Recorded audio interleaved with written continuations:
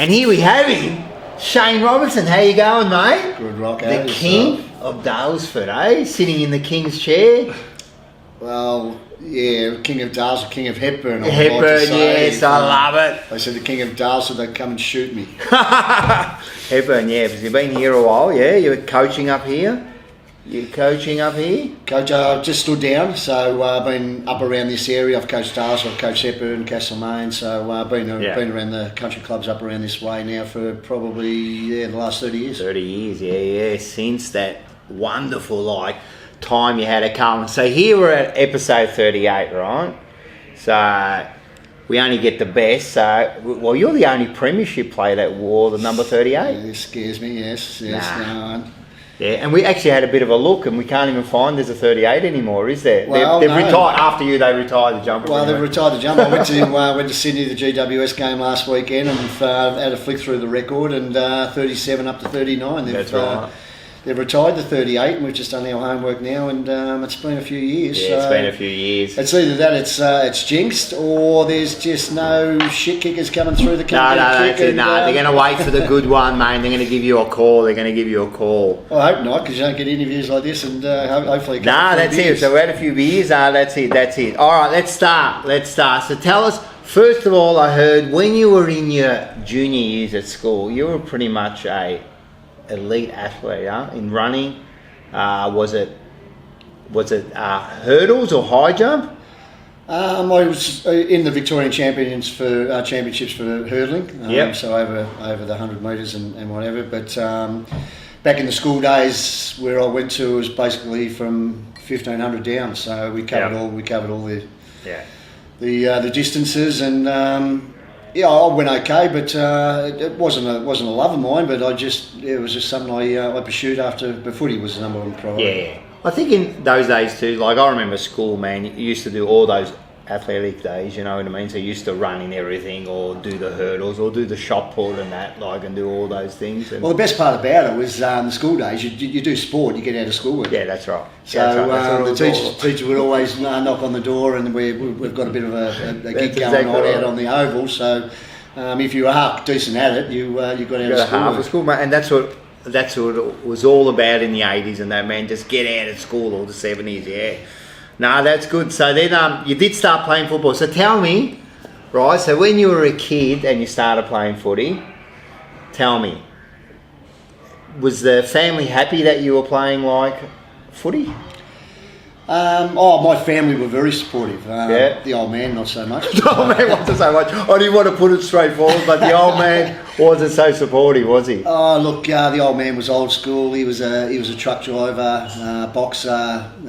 He loved the beer, and it wasn't great supportive. I've got 3 older brothers that were good footballers as well, probably, if not better than me. But he wasn't great support for us, but we snuck out the back door and made the most of our opportunities. Yeah. And Mum never drove. She walked everywhere to watch us play, and she was an icon for us. And then the sisters got their licences and helped her out. Yeah. So it got easier, but it was all out the back door. If we didn't feed the chooks or dig up the garden the right way, the old man wouldn't let you play footy. You want to play footy, man? Yeah. So he was old school, man. He was just worried about getting things done and that. He wasn't too strict. I suppose those days too, footy wasn't. I don't know, it wasn't a big thing, was it? Did you think about it as a way out, footy? These days, you become a footy player, maybe you can make a life for yourself, was it? Well, brought up in Broadmeadows, so probably going back to the old man probably thought he was the king of Broadmeadows, and that's why he treated us accordingly. But street gangs, all that sort of thing. We didn't have the alternative sports to like kids have got today. It was either cricket in summer, footy in winter, and we lived and breathed either one. And football in Broadmeadows, it was hard. Street gangs got chased home from training and belted up if you couldn't fight, and jump the fences and hurdle the fences. Yeah, that's it. I remember one night I got chased home and knocked on the door of the old man, and the old man came out with a shotgun because he knew what was going on. So that was the upbringing. Was that the Broady boys or something? Or I was one of those. I was one of them. Yeah. They just saw a softie walking up there by himself carrying his footy boots, and good opportunity to pounce. But Yeah, that's when I was a younger kid, and you know, Carlton were fortunate enough to be on the doorstep when I was 15 years So of there age. was the zoning rules those days, yeah? Zoning rules, Blair Street, one side of Blair Street was Carlton, the other side was North Melbourne. Yeah, yeah. And you were right on the right side of the street, yeah? Well, I was, as we sit here, I was. Well, yeah. Anything could have happened if we were on the other If side. you're on the other side, yeah, you wouldn't have been a premiership player. So were North Melbourne after you? North offered to buy a house across, Really? across the road in order to secure me 3 brothers and myself. So, Wow. And my old man didn't want any of that. So, Wow. he was quite happy in his little house and little setup, and and he wasn't going nowhere. He was a stubborn old bloke. That is amazing, like that. You just said that North Melbourne were willing to buy a house to secure all 4. Was it 4 brothers? 4 brothers. Wow. And the old man goes, nah, not doing it. Got to feed the chooks. Well, he basically said that to Shane O'Sullivan when he was sitting in the living room as well. So that was the other thing. So then Shane comes along. Shane comes along. I was 15. Shane comes along and sits in the lounge room of our place, speaking with me grumpy old man and mum, and said that we want this kid to sign on, and my old man just told him to F off. So he said, "You're going to kill him. He's too small. He's too young. This sort of thing. He's not feeding the chooks properly. So F off." He was not playing, so he pissed him off. And then how'd you get over to Carlton? Oh, mum done the deals under the table and On the the side, agreements as a and good what have mum you. does. Yeah, I still wasn't allowed to play. Probably the door opened up when we went to Ireland as schoolboys, and then came back from there, and that was about 17, 18 years of age, and I was playing with North Old Boys through school, and again, still not allowed to play with Carlton. But I reckon Mum snuck me down for a few games, and we played under 19s, and we had a handy side back then, and the doors opened up. So what year was that?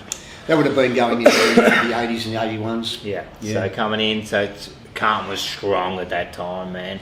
You must have, even going in the under 19s, they must have been looking at some of those players there, dual harms.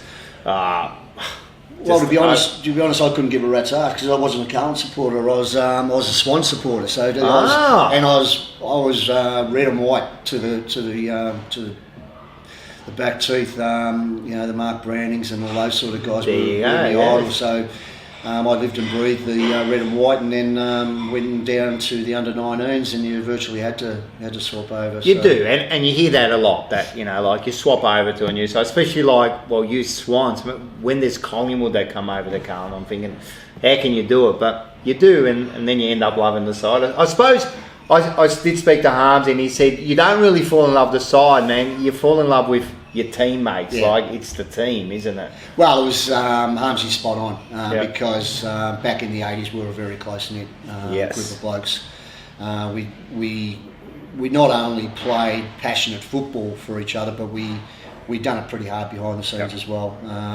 Had great setups for our Sunday mornings and training, and we looked after each other extremely well. 100% on and off the ground. On and off the field. Yeah. And as a young kid coming through, you begin to idolise these guys, and when they start taking you under the wing and getting you on the terps and keeping you back on a Sunday afternoon after a pleasant Sunday morning, all that sort of thing, that's when you know you've made it and you've got a bit of a future. So. Yeah, 100%, yeah, and exactly what all the players say from that era, yeah. So when did you play? So you started naturally with the under 19s, was it? And did you played in the premiership?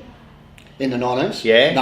No. Under 19s you didn't? Trevor Keogh and Dave Mackay were our coaches in the under 19s. Oh yeah. And I only played that 1 year or one and a bit, and stepped up. I was fortunate enough to play under 19s reserves and seniors all within 1 week. And you told me that. That's amazing. I got a bit of Tuesday, a sniff. Saturday, Sunday. You played 3 games of footy. Yeah, and that sort of gave you a sniff, and I guess confidence that you could try and make it. Carlton were only going to get stronger. So as a local kid, you had to be really lucky to get through the rigmarole. So. Yeah, no, 100%. So then when did you play your first reserves game? Would have been in that 81, 82 era. Yep. And I think we had that argument before. We played, I thought we won the 82 night grand final, but you're saying that's the 83, I think it was. So a few of us young kids played in that. And then that was a big thing those days, wasn't it? Oh, night footy was the stepping stone for any young kid wanting to play senior footy. So, and you thought you were king shit, especially playing under lights and all that. So it was a great era where. Was that Waverley? Waverley, and you used to have the school footy beforehand, and it was just a good atmosphere to be at. And again, that's where Herald Shield, that's where we all came through. Right. Played Herald Shield before the main games, and it was just good now, even thinking back on it, and that led into the 84, 85 reserves being successful and unfortunately losing grand finals. That's right. So you lost actually 2 grand finals in we lost 3 in a row, didn't you? So, but we'll start with the 84. You start playing your senior. You remember your first senior game? I actually rearranged my face. I tackled. I was against Fitzroy. Tackled a fella, and my face hit the back of his head in the tackle, and knocked back all my teeth. And I actually looked like Jaws. I had to wear a steel brace. In order to play footy, I had to wear this steel brace. So didn't go down too well with the girls. No. Especially you would have had your prime there, man. You were playing for Carlton. You were like and a good-looking lad. Of course. You had the perfect mullet there. As you can see, I think the nose was in the way there. That's all right. So we get there, and your first senior game. That was your first senior game, and you only played was it only that one game you played for the year? Oh look, I couldn't tell you the numbers. You only played very minimal each year. Very minimal. 84, 85, 86. I actually got the nickname Yo-Yo because I was. That's right. I was up and down from the seniors and reserves on a weekly basis, and that's right. It ended up 80 senior games but 120 reserve games. So. Very not inconsistent in form, but that's just the way Carlton was. And I mean, at the time too, it was a stacked side, So of course. Yeah, it was a stacked side. So anyway, you come along and you go, and then because you had Parkins at the time, right? So I said this before, it was a bit unusual. Parkins, he weren't getting a lot of games. Wolves comes along, you have a really good 2 or 3 years. Parkins comes back, and you did have so I don't know if something was there, but. Yeah, so I don't think I was Parko's. Yeah, I don't think you were. I don't think he saw what he could get out of you. But in '86, Wolves comes along, and he did see what he could get out of you, because in '86 the whole side pretty much changed, and I think Wolves had a different direction for the side. We get Sticks in there, we get Bradley, Motley. Gee, that was a sad thing when that terrible. Remember that as like yesterday. When that happened with him and Meldrum. So it was. Listen, everyone says it, and this is in retrospect. Okay, the words before reservoir, man. I can't get words together. But Motley, how good was he? Brilliant. Was he better than Bradley? Well, I know it's hard to say, but even like Bradley says it, like he was the best that came through. Yeah. I remember him, but. I nearly made a big mistake and went to Sturt at the end of '85, and I went over and watched a lot of tapes of Sturt play footy, and Motley was playing there. Yeah. And his highlight reel with Sturt was outstanding, unbelievable. And even though it was South Australian footy compared to Victorian footy, it didn't matter. His highlight reel just stood out enormously, and. For Carlton to have that opportunity to get hold of him, and I think different type of players too. Braddles is definitely is your midfielder. Yeah. Watts was a key position play, halfback, flank. He could play anywhere. He was big, man. Like when you look at him, like I look at highlights, and he was solid too, man. The bloke could play. But anyway.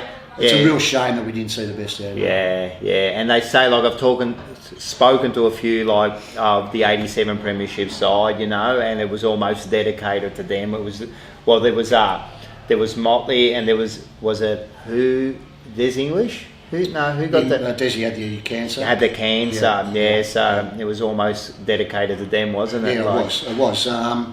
We basically set up our whole season around that, and come finals time, we basically lived in each other's back pockets, and we camped together and all that sort of thing, and we went away into the hills, and it was all revolving around getting rewards for efforts and repaying these guys that missed out. So, and a lot of us young guys, we were underdogs on that day in '87, and a lot of us young guys, if they were playing, wouldn't have been playing. So. We owed it to them as well. For that opportunity. Of course. It was in a nice way, of course. Yeah, it was a special premiership. But the year before, '86, he played that whole year. In '86, so you had a good year. I think did you play every game, or you would have played close to? '87 I did. '86 majority. Yeah, majority. And then you get to your first. You got to.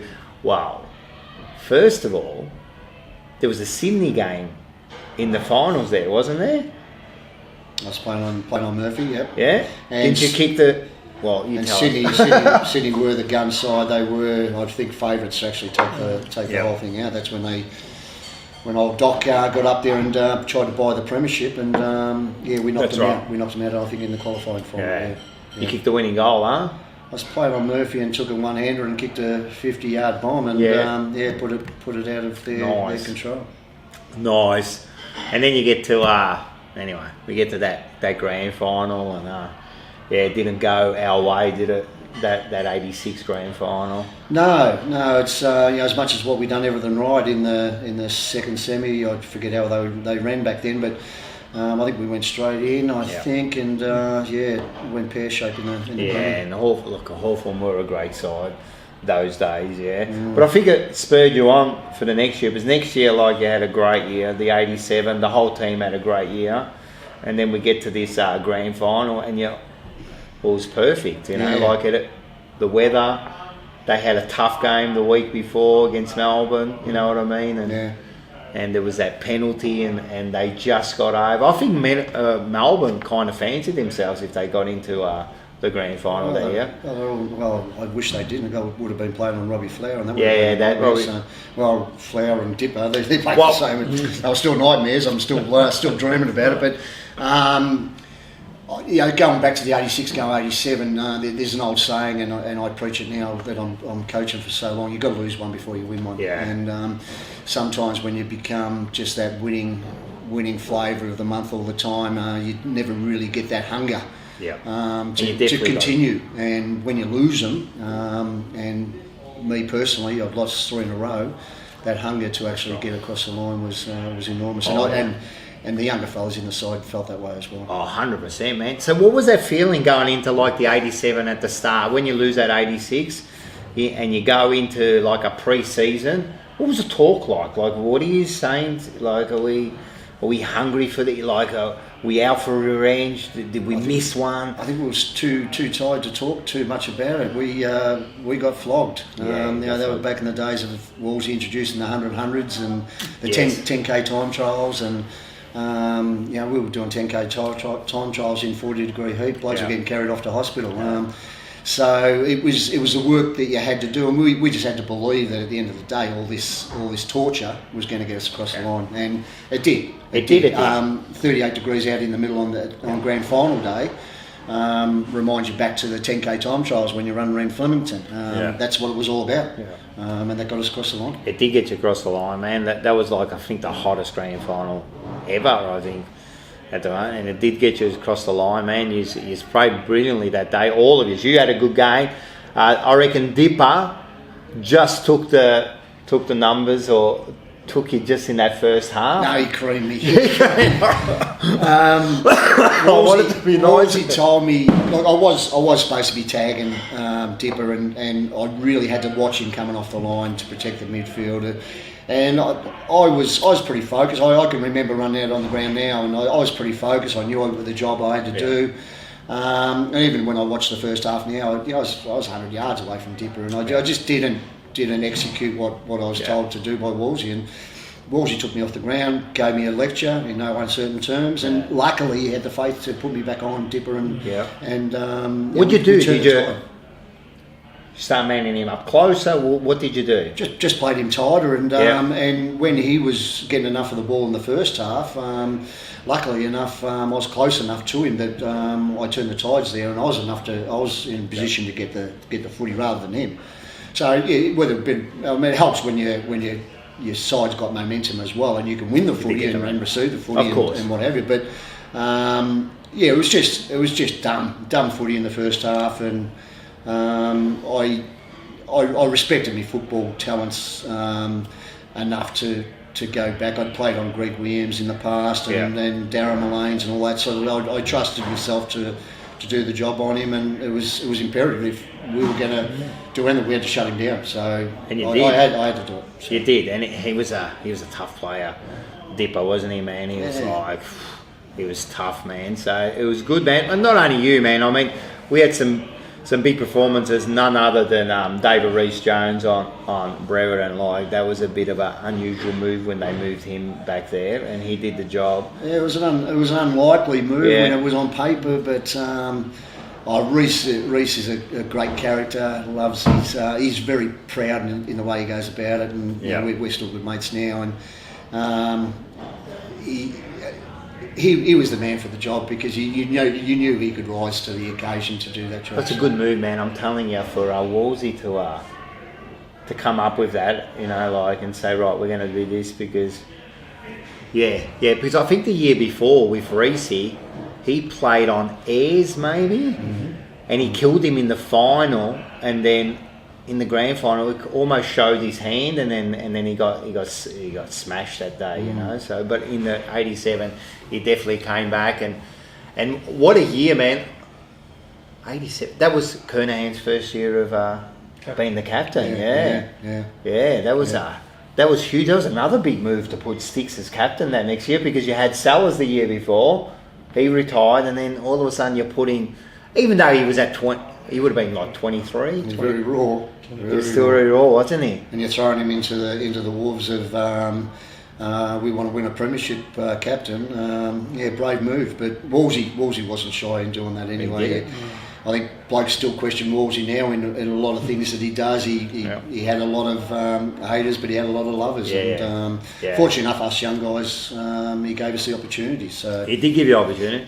Because it would have been tough for Sticks too, man. He had people like the Dominator and Kenny Hunter and all that, and then all of a sudden, I don't know if the Dominator wouldn't have been upset that he wasn't captain. Of course he would have. Of course he would have. Dom would have been the first one to say, well, how come it's not me? Probably Wolsey done it out of spite, just so that it upsets Dom, and Dom had something to talk about. But that's nothing against Dom. But probably Dom was in the with the number one position to actually take it over. So probably would have been, But Wolsey was doing everything that he had to do to steer the ship in the right direction. You're right. Actually, we won't say it was a bad. No, he was captain 84, but I reckon he would have been. You're probably right. I remember didn't he get suspended for the 80? Oh, did you go to the Battle of Britain? I wasn't allowed. Oh, you weren't allowed? What happened there? I went the year before, and we had a little bit of a misadventure. All right, so they didn't let you go in '87. Plus, my first child was born in '87, but it was a combination that when the invites went out, I wasn't on the invite list. You would have been. Were you upset when you saw what was going on? That was a brilliant brawl, man. That was like superb. It would have been nice to be over there. Yeah, it would have been nice. Yeah. Give Clarko a little bit of a fucking whipping. Most of us Carlton boys would still do that. So. No, that's right. He went and hid behind. I always remember the footage. He went and hid behind the goalpost there.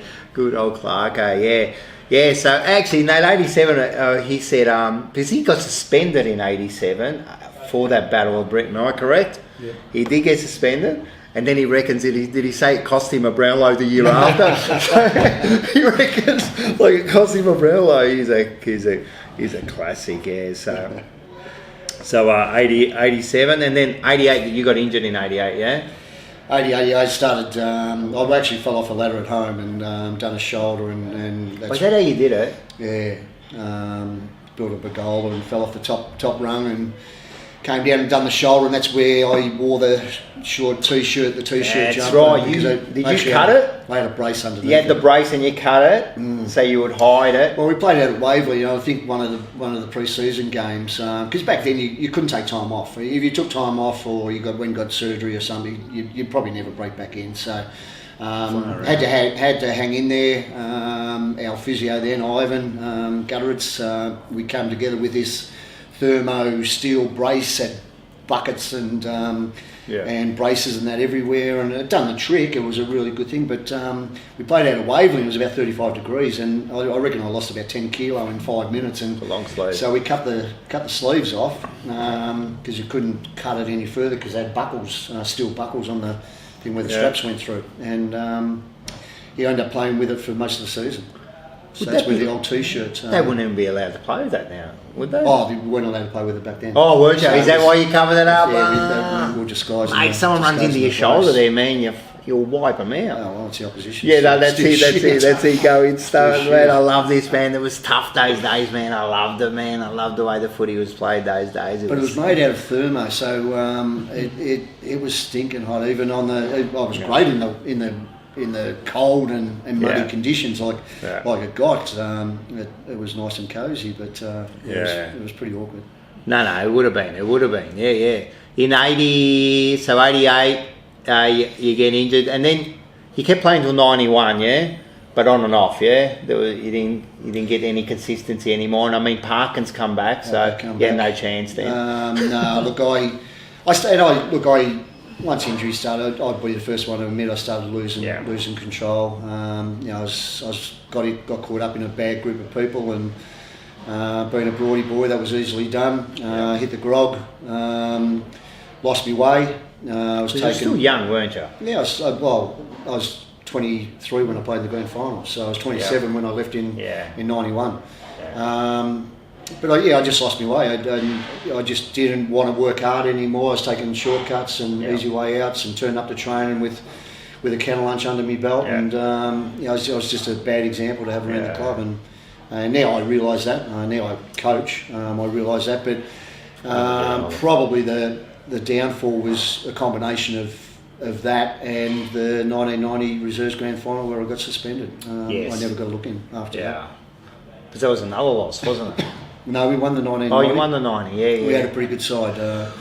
We played Melbourne, and I was tagging Stephen Clark, and well, I got reported for repeatedly striking, and repeatedly striking. I love that. Got 4 weeks for it. So it was a funny story. Actually, went up to the tribunal, and we're all out on the Terps. I think they delayed the tribunal to the Wednesday night.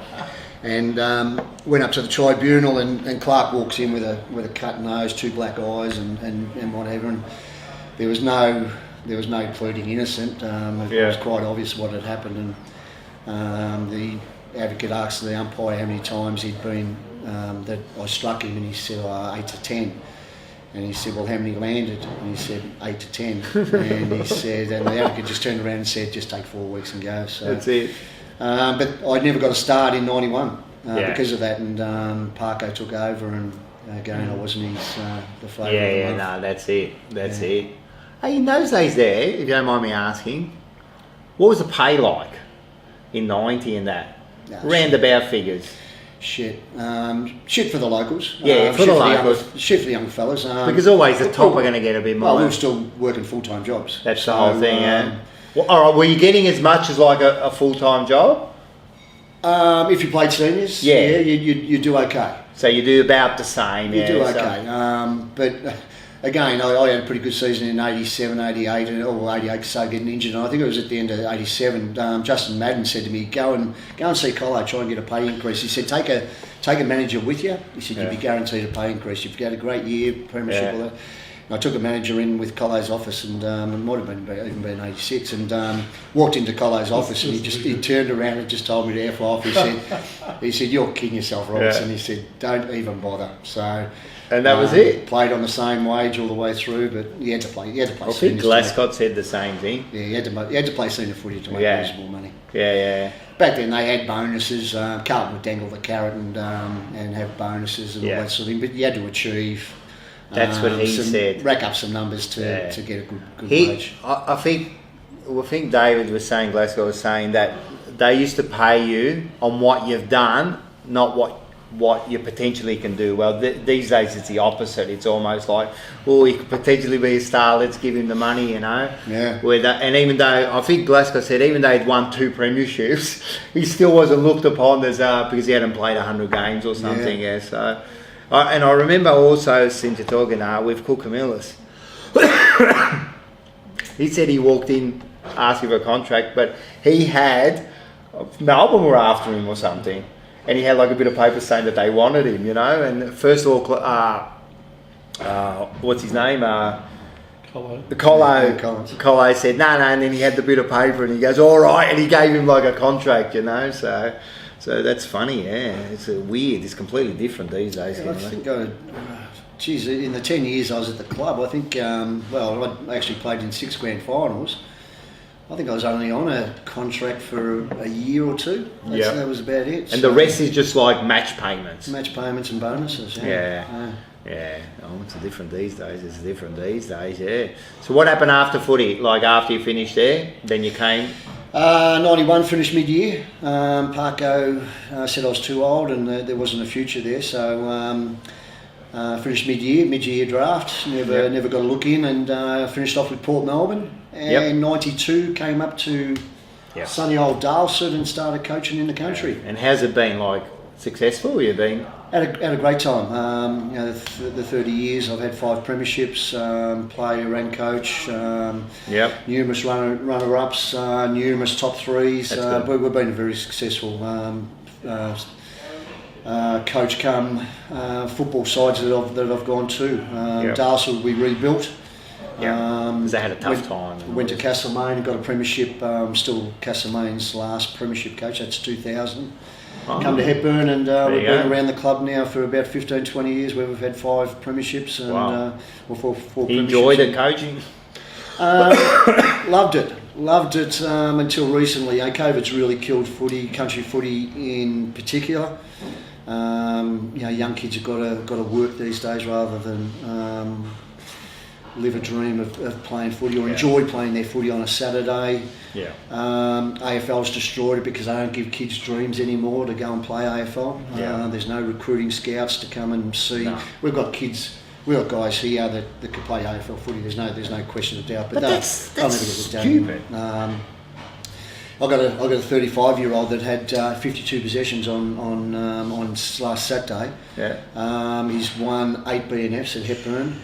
He is a gun, absolute gun, and came to us at 18. We got him from Bacchus Marsh, and his name's Andy Mackay. Should be playing AFL. He's better than most small forwards going around, if not midfielders going around. And at 35, still pick up 52 possessions. You go all right, don't you? Any competition, that's good. So it's disappointing.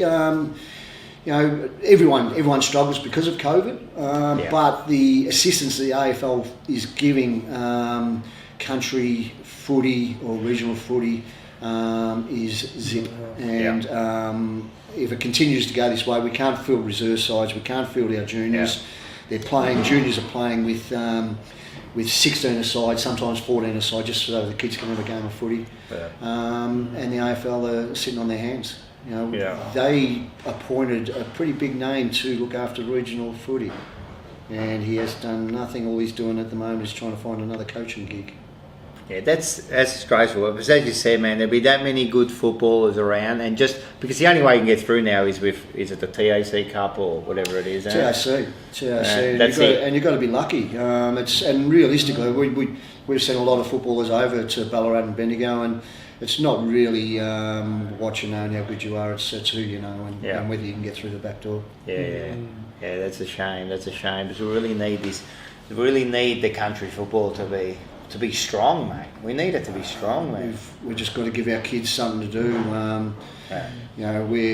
We should be in serious talks with Darlford. We're in the same comp, and we're only 2 k's apart of amalgamating and trying to get our kids to play footy rather than go to soccer or basketball or whatever. we should be in serious talks about that because that is a problem.